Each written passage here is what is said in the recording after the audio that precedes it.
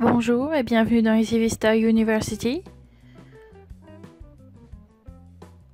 Aujourd'hui, nous allons parler du widget KPI d'Apps Builder et de ses bonnes pratiques d'utilisation. Le widget KPI appartient à la catégorie Dashboard dans nos widgets. Il permet de visualiser la performance d'une mesure donnée à partir de 3 indicateurs. La dernière valeur de la mesure, la tendance à la hausse ou à la baisse et un graphique miniature d'évolution sur la période donnée par l'indicateur. La bonne pratique consiste à utiliser les data sources EasyVista KPI dans le widget KPI. En effet, ceux-ci ont directement la bonne structure pour être insérés dans le widget. Vous allez les trouver dans Data Source Application EasyVista KPI. Ils vont aller chercher directement les requêtes de vos indicateurs dans votre base EVSM. Ici par exemple, le nombre d'incidents créés cette semaine.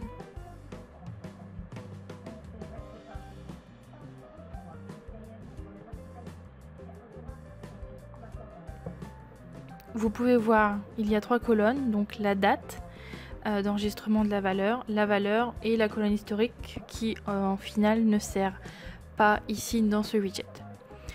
Le widget va prendre la dernière valeur enregistrée, ici 3, et la comparer à la valeur précédente, ici 1. On a donc une augmentation de 200% par rapport au chiffre 3 et au chiffre 1 précédemment enregistrés. Vous allez donc pouvoir décider d'afficher le delta en pourcentage avec ou non des virgules si vous en avez besoin et d'afficher le suivi soit en bar chart soit en line chart.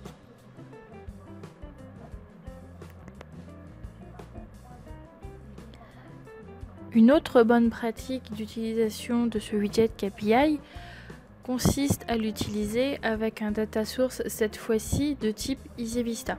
Donc vous trouverez toujours dans les data source applications et qui s'appelle EasyVista et qui va aller en fait rechercher dans les menus et modules et les filtres et vues les informations que vous souhaitez. Toujours nous allons utiliser un data source qui a un regroupement sur une date qui va permettre en fait justement de faire ce delta. Ici par exemple la date d'émission des incidents.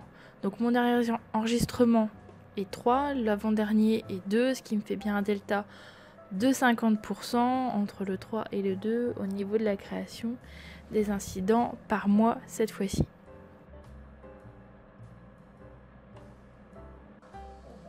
Par contre, il existe évidemment une partie d'utilisation de ce KPI, de ce widget KPI, qui est en fait un détournement de l'utilisation, puisque ce widget comprend les fameuses jauges en fait, qui vont vous permettre de donner une couleur à l'information en fonction des valeurs entre lesquelles elle est comprise. Pour bien utiliser ce contournement du widget, il va falloir donc utiliser un data source EasyVista, mais bien utiliser toujours un data source avec un regroupement d'informations pour avoir déjà un premier calcul de l'information. Ici par exemple, on va décider d'afficher tous les incidents créés dans la base. Pour cela, je choisis donc le filtre aucun pour avoir tous les statuts et filtrer sur les statuts. Par contre, comme vous pouvez le voir, il ne m'a affiché que 2. J'ai bien mis mes jauges de couleur entre 200 et 600 puisque on est à peu près dans ces eaux-là en termes de nombre d'incidents créés depuis le début. Là, je suis bien en dessous de 200 puisqu'il m'affiche 2, donc il me prend bien la première couleur. Et vous allez voir qu'en fait, du coup, il me prend bien la dernière ligne comme dans les KPI précédents. Donc, on va déjà faire un premier groupement sur le statut, puis un second regroupement sur la quantité.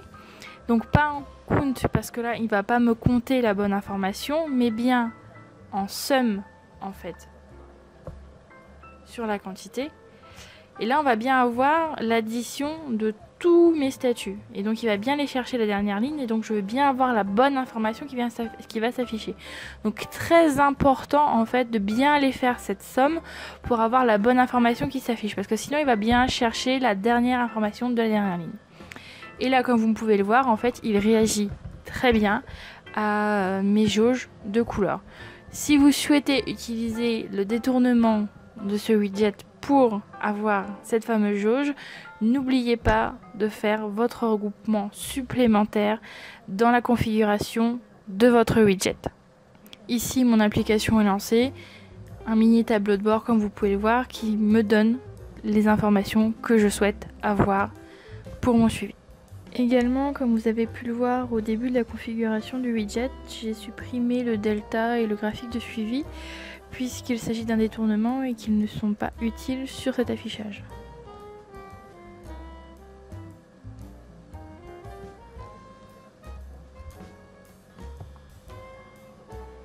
Et donc par exemple, si je voulais avoir un suivi un peu plus poussé justement sur cet indicateur, je pourrais très bien ajouter un widget de type Data Viewer qui pointe sur exactement le même data source et qui va en fait me détailler justement ce chiffre de 444.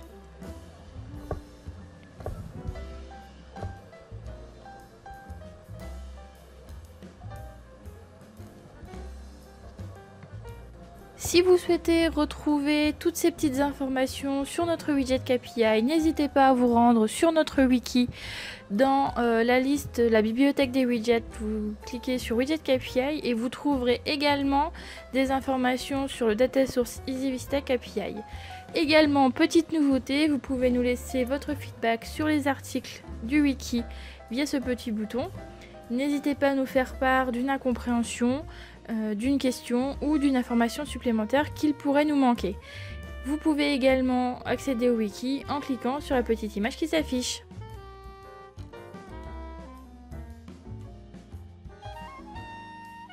N'hésitez pas également à nous rejoindre sur notre forum Eevee Connect pour partager vos créations, pour nous poser des questions ou pour nous suggérer d'autres vidéos comme la vidéo d'aujourd'hui nous a été suggérée par un de nos utilisateurs. Vous pouvez également nous faire ces suggestions via zv_corporate_knowledge@easywista.com.